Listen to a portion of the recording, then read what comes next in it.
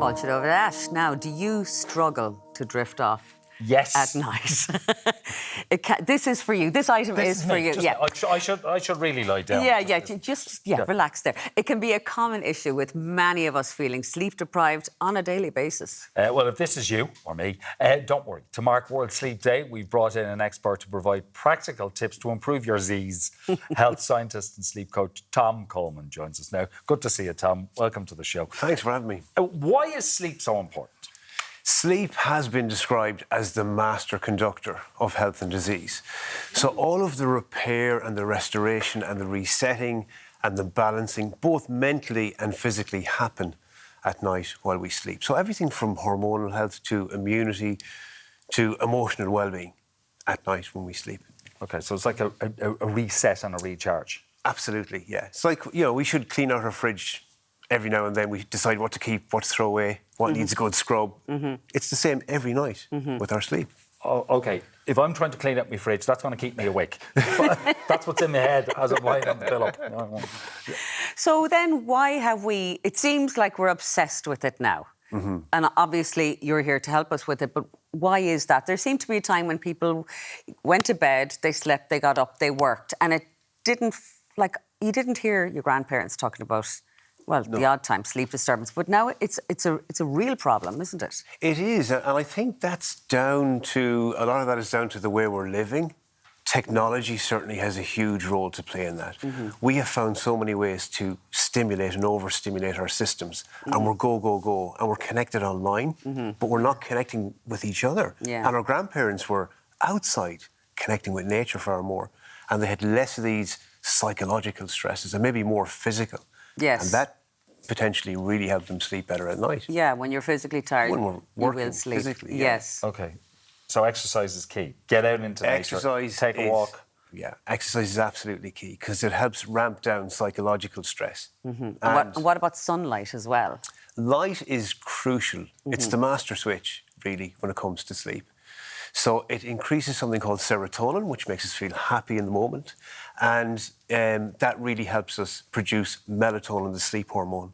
So hugely important. And it aligns the body clock. I mean, if you've ever been outside all day and then at night you can sleep no problem. That's you know, my mother used to say it was the fresh air. Yeah. Right? Yeah. Yeah. But there's lots of mechanisms there. Really important to get outside and get light. OK.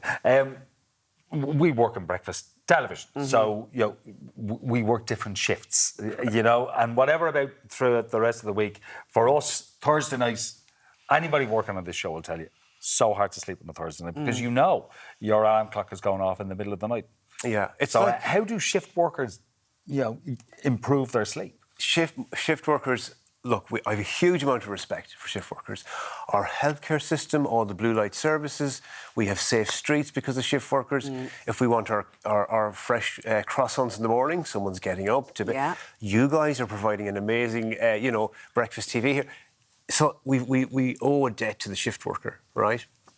Now, for shift workers, it's really important for them to look after their sleep on their days off. They're constantly looking ahead to the next shift. When do I have to get up? Aligning their body clocks. That's something that they can get help with using things like light. Like I have a light box here to show people.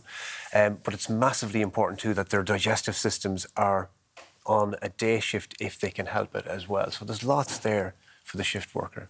When you say, are you talking about if you've done a night shift and you're coming in, don't have your breakfast at 7 o'clock, have your dinner? The idea is that we're not putting a huge load in the digestive system. If we have 2 nights, 2 days, and you know on a rotating pattern, we cannot switch around everything. And expect us to function in any kind of normal way. So. What about naps? I know a couple of people, my own husband included, he is a big believer in power naps. Yes. And he finds them incredibly refreshing. I wake up from a nap groggy. OK. Well, I'm 10 years working in sleep. I think I've yet to meet someone who wakes up feeling happy and chirpy and full of energy, right? So the grogginess is the tiredness molecule adenosine floating around your system. OK. Naps are great, OK? But don't nap too long. Maybe you're waking up in the middle of a sleep cycle because we sleep in cycles of 90 minutes.